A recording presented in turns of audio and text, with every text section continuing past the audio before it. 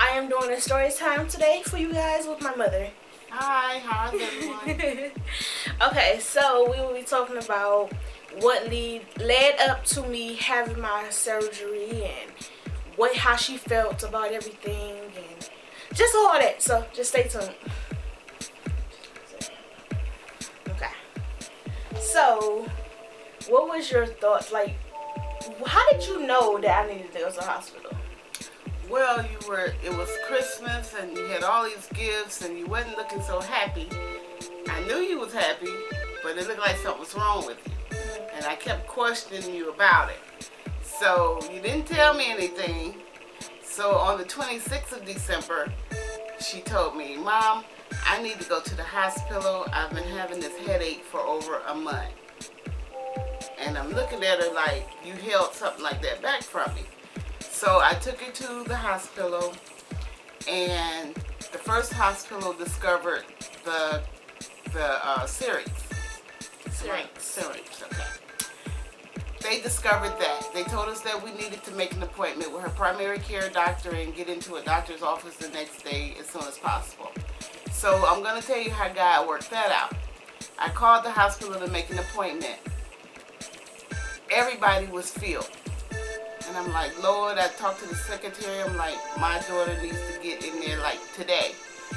She said, well, we don't have anybody available. Hold on a minute.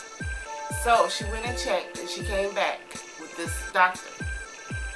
Well, by the grace of God, when I took her in there, the doctor was the chief. He was the head man, so you couldn't get no better than that. He was the head man. So then he took her through what she had to go through. And, well, I should be going all the way back because, okay. So he took her through what she had to go through. And we ended up back at the emergency room. Yeah, about good 4 or 5 times. Yeah. Like that 4th time. It was the that's fourth when time. I had the surgery. I said, no, you're not going to keep sending her back home with pain meds for her headache. You're going to check and see what's going on with my child. She's at home. She don't want to come out of her room. She's in the dark. She don't want to eat. When she's walking, her equilibrium is off. She's running into stuff. So her dad and I had to literally be one in front and one in back.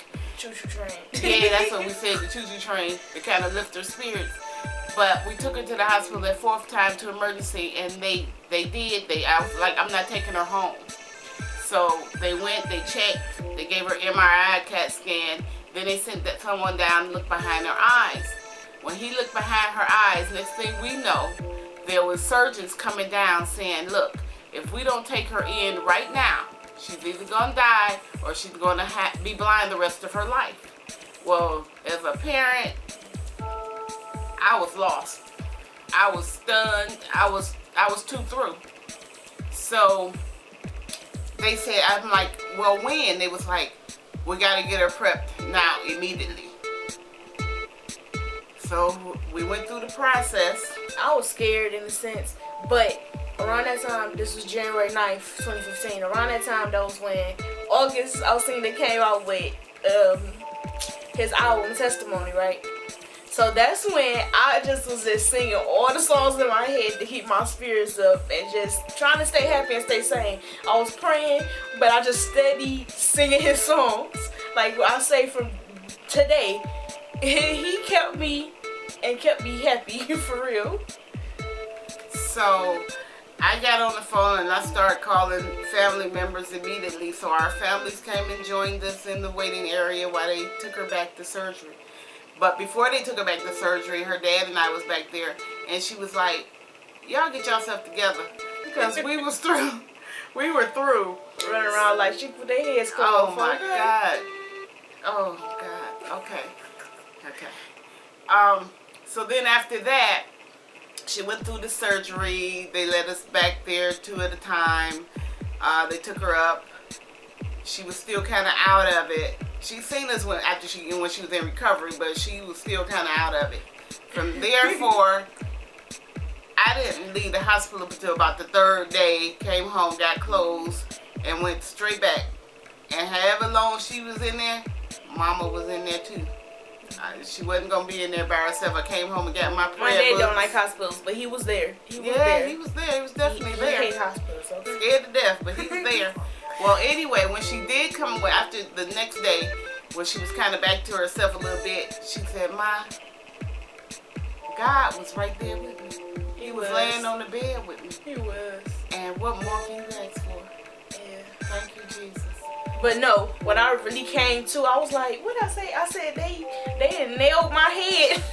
Because I had the marks right here where they had to have the thing to stabilize my head. The camera was going through all types of stuff. Okay. So, like I was saying, they had to stabilize. I was like, they nailed my head, Mama, what is going on? I was just trying to make light of everything, but I was so serious because I had that mark. I'm like, what y'all doing? And I told the doctor that too as soon as he came in there. And just, yeah. But from all that, I was okay. I was cool. It was just scary in a sense.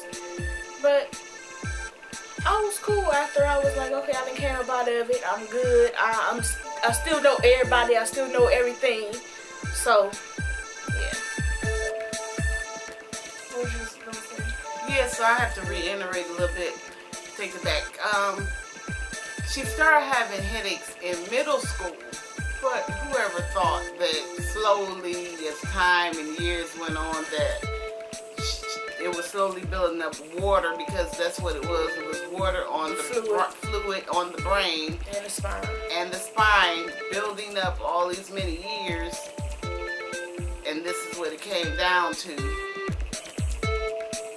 And it got worse when I was working at the garden. When I was there working, that's when it started getting worse because I couldn't finish. I had just started again. I was working there for 3 years, and I was fine. Then I started working there my 4th year.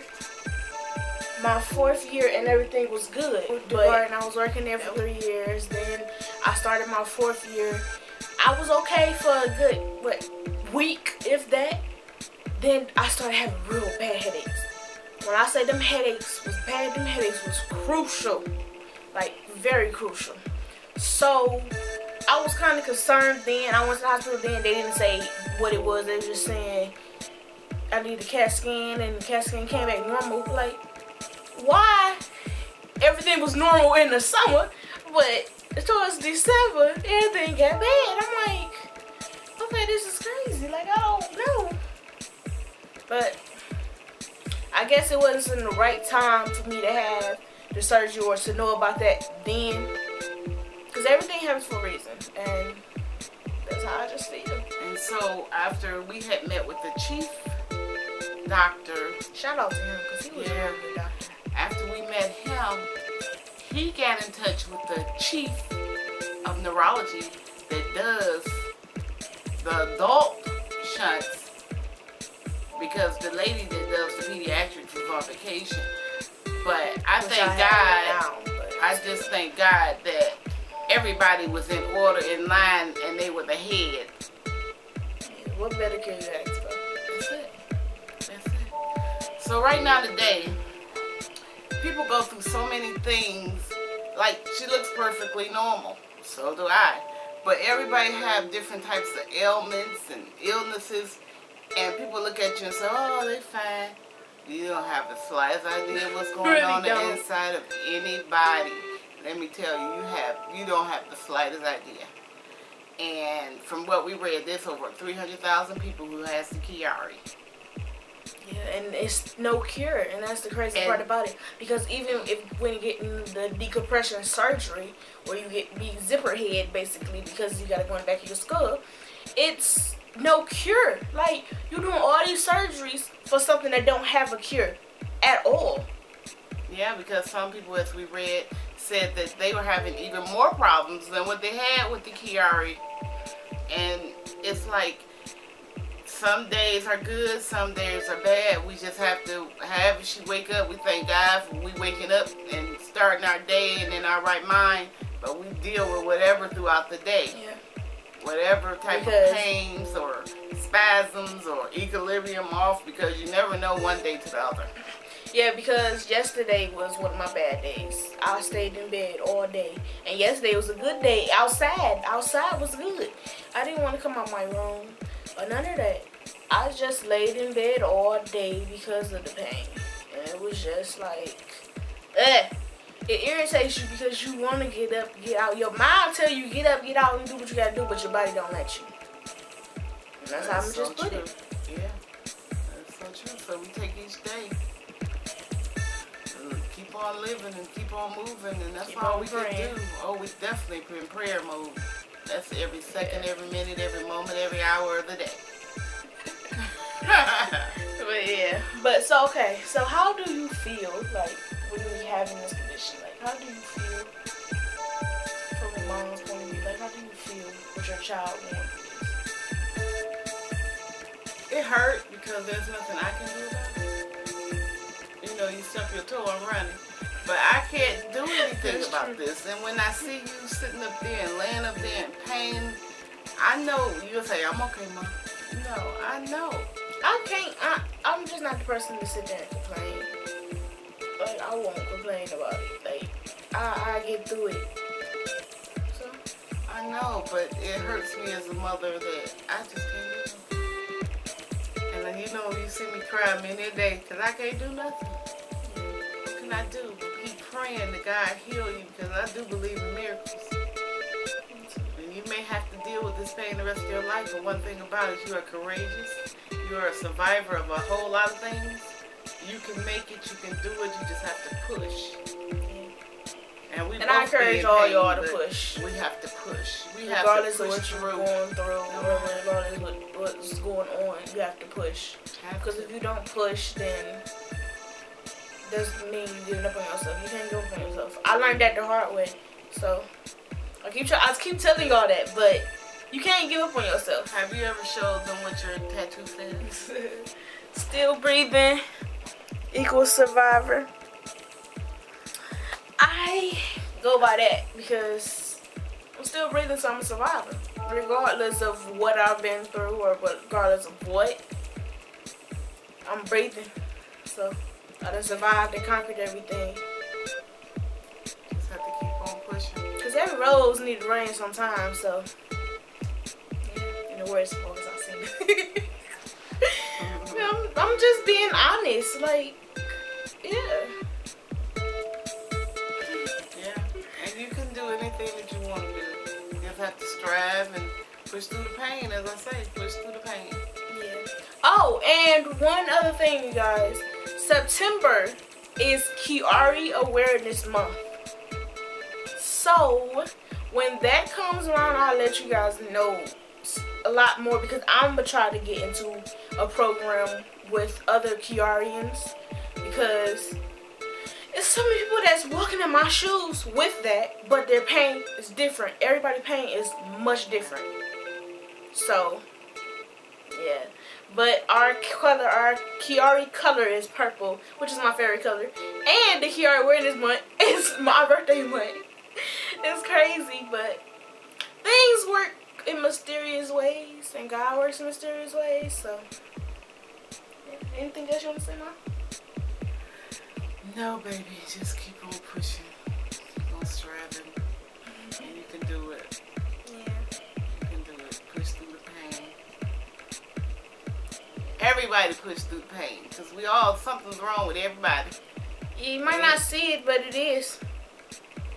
Everybody has some type of something going on in their Nobody's bodies. Perfect. And everybody seems to look like they're doing well, but you just never know what's going on. Just like people with MS or lupus or fibromyalgia. Yeah. Even people with diabetes, asthma, all that. You won't see it, but it's there.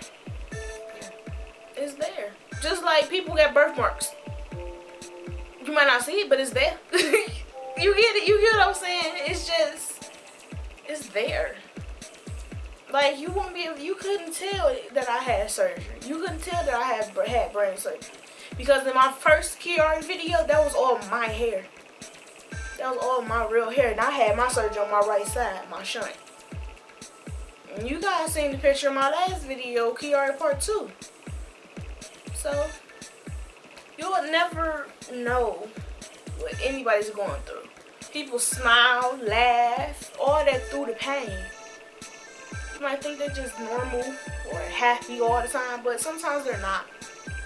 So don't go messing with people, judging them. Yeah, don't do that because you never know what they're going through. It could be somebody in their family talking about them worse than you talking about them. It could be they going through something with their parents, their siblings, anybody. And you sit there judging them, going through them. Oh, they ain't got that on. They ain't doing this. They ain't doing that. Why? Like, why? Because you never know. They could, if you were in school, they could have been going through something before they got to school. It could have been that they going to school could have been a happy place, and you tearing them down because you probably got low self-esteem for yourself. You probably got stuff going on for yourself, going on wrong, and want to mess with somebody else to build yourself up. That's not cool. And that goes to any and everybody. Workplace, job. I say workplace, job. Workplace, school, any of that. It's not cool, period. At all. Like, why? I just had to say that. I had to run more about that. But y'all don't understand where I'm coming from. Everybody understands. They know. They may not say it, but they know. Yeah, because the Lord Jesus Christ is talked about. So if you get talked about, you'll get through it. I won't say it like a mean type of way, but you'll get through it because I've been talked about. I've been picked on. I've been bullied. All that. But I'm strong, and I'm me. And I won't let nobody stop that or change that. That's it. Yeah. But alright, so this concludes today's video.